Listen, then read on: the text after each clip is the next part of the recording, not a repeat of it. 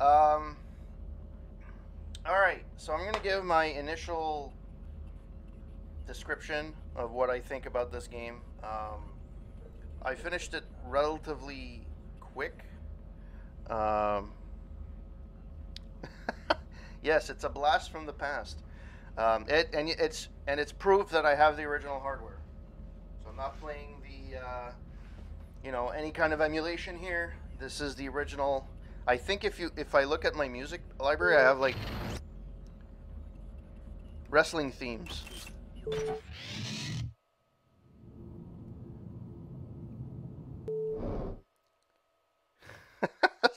I remember putting this, and I used to like having this when I used to play racing games because back in the Xbox days, you were able to put your own soundtrack to games, which is actually I don't know why I never continued in later on. I guess complexity, but you were able to upload your own music to the Xbox and then have your own soundtrack to your game. So it was really cool for um, it was really cool for racing games, anything that was like sports types games. It was really cool. And when you were playing wrestling games, you were able to put the actual. I guess there was a licensing issue. I'm assuming. Yeah. Doon doon doon doon. Oh, that's a little loud. I apologize for that. That is quite loud. A lot louder than the game, actually.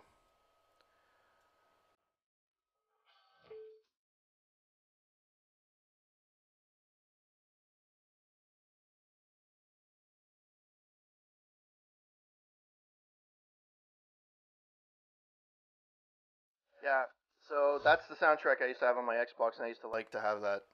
Um, all right, back to the game. Back to Deus Ex Invisible War.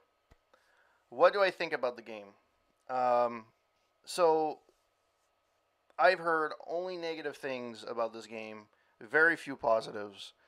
Um, and I remember fans like really not liking the game, but uh, Invisible War, no, wiki. They used to, yeah. So here we go. No, that's not it. That's not it, Captain. Where the hell's the actual Invisible War Wikipedia? There we go.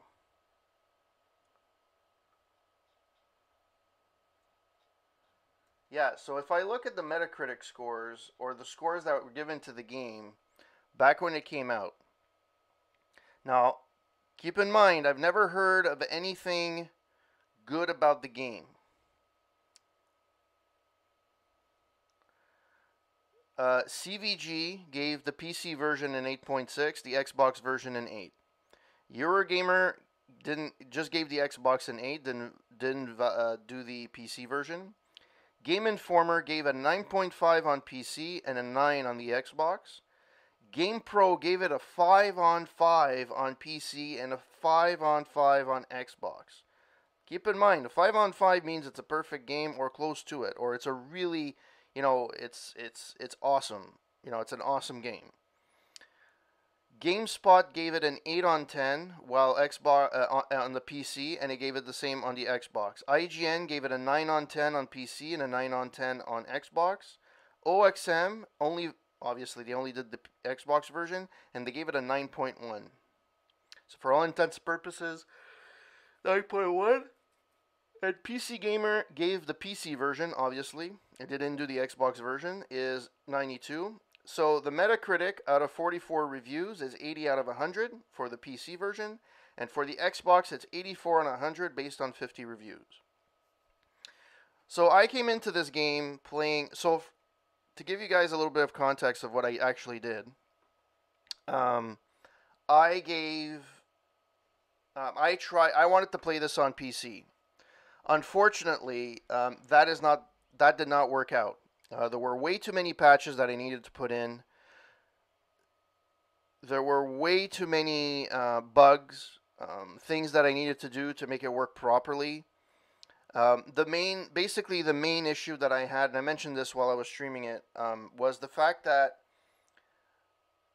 the way that it works, again, this is the reason I found online. Is it true or not? I don't know. It kind of makes sense, but it doesn't at the same time. So apparently, the game was built with a single core in mind.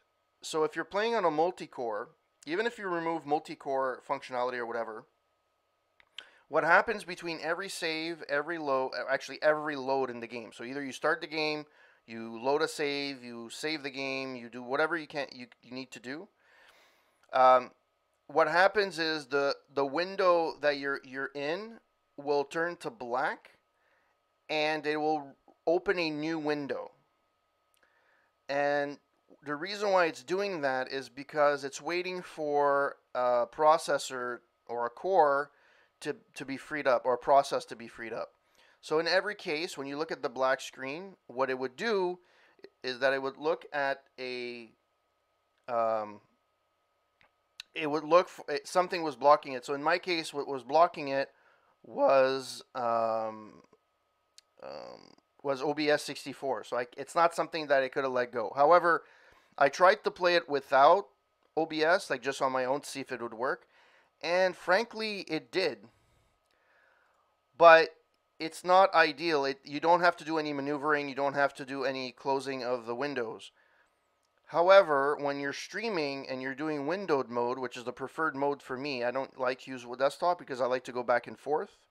Um, they it was not practical for me to play on the PC version. So, as I mentioned previously, even before I was playing other games, I had the Xbox version. Now I understand why I have the Xbox version. At the time, um, I was less and less of a PC gamer and more of a console gamer at this point. I had made the switch to Xbox, and I didn't have a PC that was strong enough. I had a choice between a new PC and a new Xbox. And you have to remember, back in that time when the Xbox came out, anywhere between the mid '90s to about the early 2000s, you bought a PC with the best parts, and like 6 months later, it was obsolete. You couldn't play the best games out there anymore.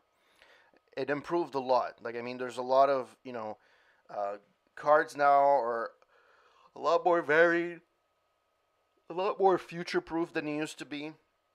PCs are really a lot easier to upgrade. So at that time, I decided to buy an Xbox. So I had the Xbox version, and I'm like, you know what? I want to deal with the headaches. I just want to play it, and that's it. Um, Obviously, if you guys don't want any spoilers, don't listen to me because I will be giving spoilers. Not necessarily in my written review that I'm going to be making, um, but in this case, because you probably saw me stream most of the game, I will give my opinion. In terms of graphics, yeah, it's an upgrade. Now, is it leaps and bounds? No, and it's about standard for what it was back then. Um, the voice acting is, as you alluded to before, is a little bit wonky, in a sense that some of them sound like, I don't know how to sound. Some of them sound robotic. Yes, some of them are robots, but that's not the point. The delivery of the lines for humans are sometimes a little bit wishy-washy. Um, so from that perspective, it was, I mean, it was okay. I mean, from the Xbox perspective, if I put in a Halo in here, the graphics will probably be slightly better, but in general, it'll be fine. In terms of the gameplay, or actually in terms of the technical bugs, number one, which is an issue on the PC, and it's definitely an issue on the Xbox. This game has massive loading issues. Um, it just takes forever, and I hear my Xbox chug every time, like the hard drive working and the ooh, it went to sleep. Oh, there we go. So from that perspective, oh, no problem. No problem, Bitman. The Bitman. Um, so from that perspective, I find it a little bit. Um, I lost my train of thought. Give me a second. I did just reach 40, so my memory is not as good as it used to be at 39. Um, yeah, so I went through the graphics, went through the sound, the gameplay. The loading screen. The loading screens are atrociously bad. Um, I don't remember other games being as bad. I know they were bad, but I didn't think they were that bad. But okay, it's the same on the PC and the Xbox. The one thing you definitely see when you start the game is the game was dumbed down. Very, very, very dumbed down from the original Deus Ex. The original Deus Ex was made for PC, and it shows.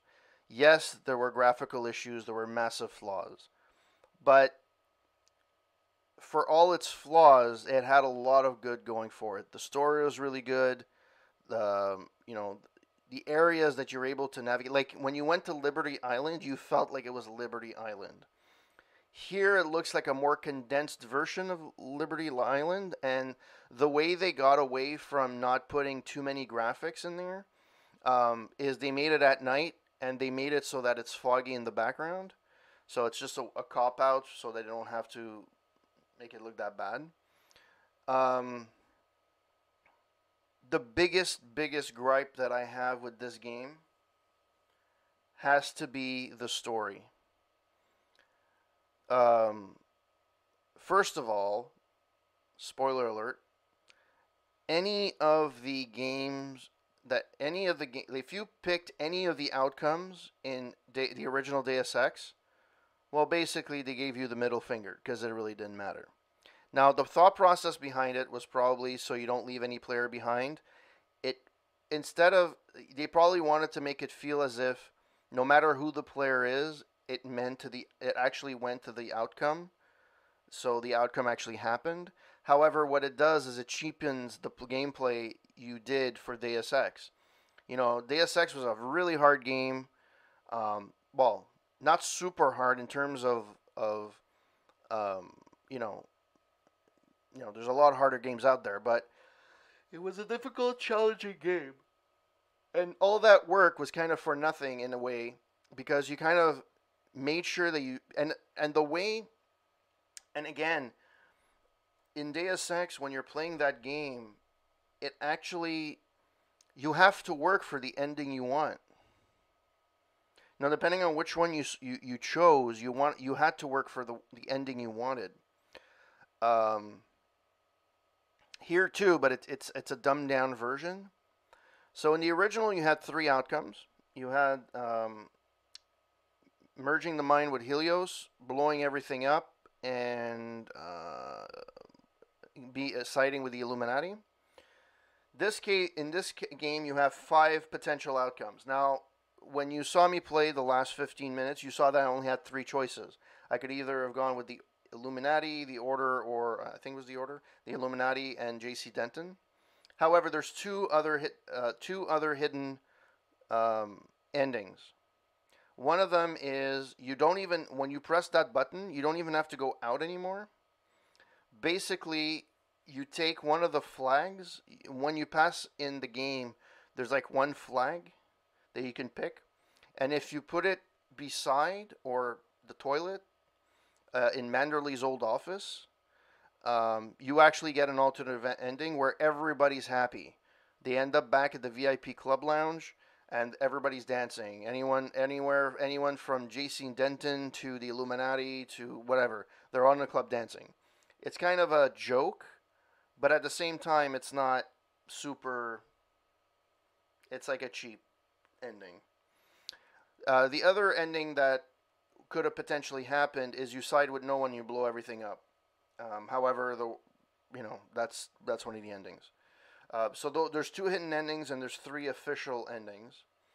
But again, throughout the gameplay, whatever you chose during the game doesn't really matter. Um, in a sense that you can, during the gameplay, you can kill Templars, you can the Order people, you can kill WTO people, you can give everybody, poop. You can shoot everyone. Doesn't honestly, until that last part, it makes no difference what you do, what your choices make.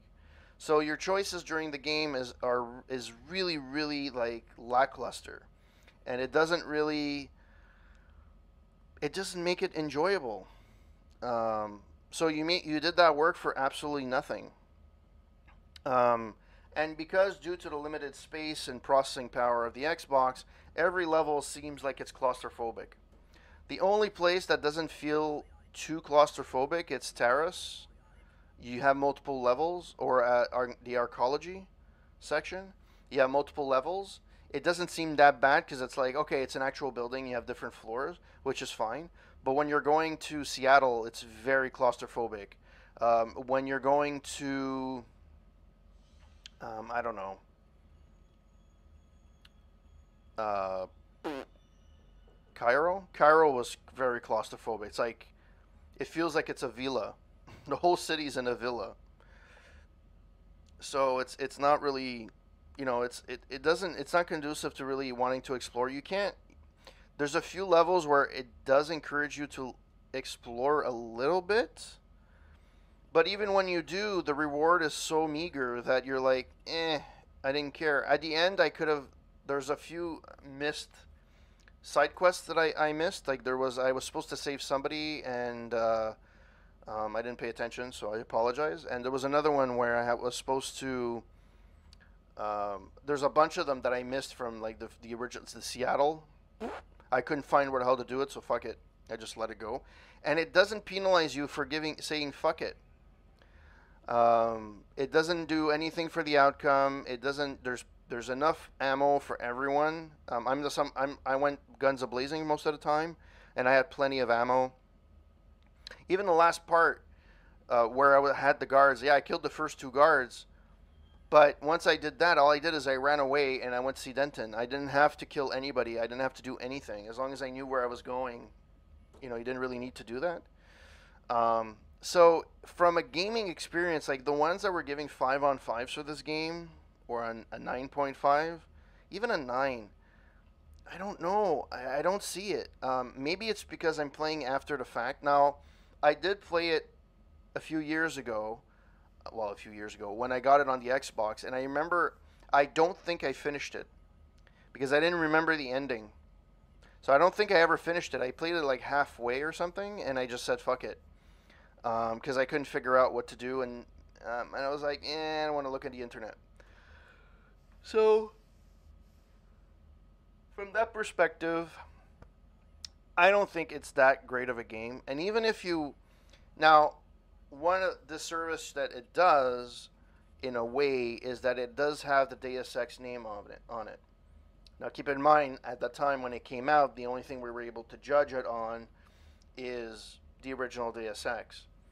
And they tried to bring back some recurring characters, like Tracer Tong, which, I don't know if you guys are listening or watching, who's watching. Who is the only character to appear in, I think, in 3 of the 4 Deus Ex?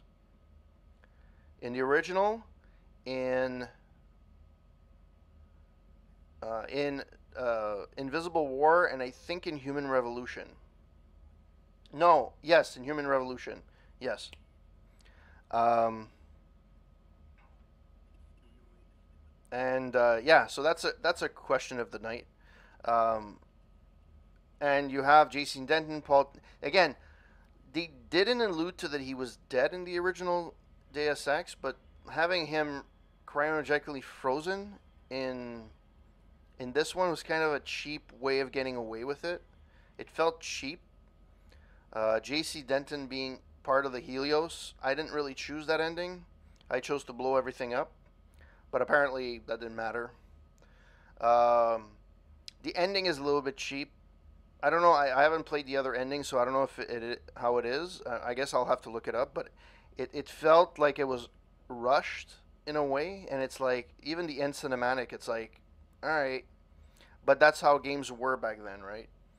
Um, um, what else? I think that's pretty much it. Overall, how would I rate this game? There's worse out there for sure, but it's not enjoyable. Like there's no replay value. Even if there's different endings, there's no replay value. I wouldn't care.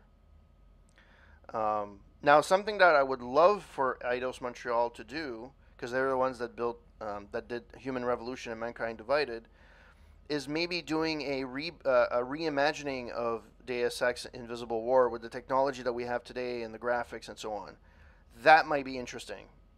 Like expand it, or even do the original Deus Ex in today's day and age, first-person shooter. Um, it would be really, really cool to have a reboot like that. Obviously, it's not guaranteed, and I don't think it's a lot of them are going to do that. But um, it's something of it's something to think about. Again, they were limited with the architecture of the Xbox. They were limited with the technology at the time. Even the original Deus Ex, um, they wanted to make the world even bigger. The technology didn't follow at the time, so that would be something to think about. Because now we've had, it's debatable if they're going to do another Deus Ex, and the reason being is that they didn't say that it's not nothing's gonna happen. They're like, oh, it's a cornerstone, blah blah blah blah blah. But we're focusing on other things right now. But it would be cool to see where they go next, because technically, Human Revolution and Mankind Divided are prequels. Um, and obviously, you're not gonna have Jensen in Deus Ex. The original Deus Ex, or he didn't exist. So it'd be cool to have a reimagining maybe of that, or maybe have a little bit something in the future. Like this was taking place in 2052, I believe. It's 20 years after Deus Ex. So it'd be cool to see like what happened after that. Um, but it's going to be hard with how they did it here. Like which ending do you choose? Which one's the canonical ending, the real ending? It's a little bit hard to choose. Um, then again, Deus Ex did that. Deus Ex Human Revolution, you had a choice at the end of one or the other, which was similar to Invisible War. Um, and in Mankind Divided, it took the one that I don't remember which one they take. I think they take the one that you explode everything, but you end up surviving for whatever reason. Um, so they've done it before. I don't know what I'm going to be playing next. Probably going to take my Xbox One back out, but I don't know what I'm going to be playing next. I have to admit, though, if it wasn't the fact that I was streaming this game, I probably wouldn't have finished it. Even now. I forced myself to finish the game. It just was not fun. Also, because it's so bad. So, in most games, what you can do is you can either fast track or you can go back to where you were pretty easily, right? Because you killed everyone. In this game, it's so freaking tedious. Like, um, something simple, like in Human or Mankind Divided, where when you finish a certain task, it's rare. It happens, but it's rare you have to go back to the person to say, I've done this mission. And if it does, usually there's a reason for it and they give you something. There's a benefit to doing that. Here, and because the loading times are a lot less long and the world doesn't load every 4 seconds, you can actually do that. Here in Invisible War, the loading times are so long, and sometimes you have to go through 3, 4, 5, and all you're doing is going from point A to point B. But because you have to go through different doors and sections, it keeps loading and loading and loading, and it takes away from the enjoyment of the game. Uh, and the best way, and I think I said this to Psychosis this afternoon when I played, the best way that I can describe the difference between Deus Ex and Invisible War is Deus Ex was a flawed game with a great story. And the story took over, was worth more than more than its flaws. You know, there were a bunch of flaws. There's a bunch of flaws to run it. Doesn't run properly. You have to run patches anyways, similar to Invisible War. However, the payoff was worth it. Here, there's a lot of technical issues, good or bad, whatever the case may be, true, right or wrong. There, you have to have you have to have a story that can surpass that, and the story just doesn't work. It's a boring story, and the fact that during the whole thing, like usually you have two missions, like one with WTO and one with the Order, and then you choose one. You can do the other one as well, which kind of defies the point. You're trying to help either one faction or not, right? It just fell flat for me, and I really hope that um, they continue the series. I loved Human Revolution. I personally loved Mankind Divided. A lot of people are divided on that, pun intended. Our Mankind Divided is not great in terms of story. I get that it's not as engaging as Human Revolution, but it's still a fun game to play. I enjoyed Human, and in fact, I even enjoyed the DLCs. More one than the other. I enjoyed Criminal Past more than System Rift, but it was enjoyable, and I hope they continue the series. I really do.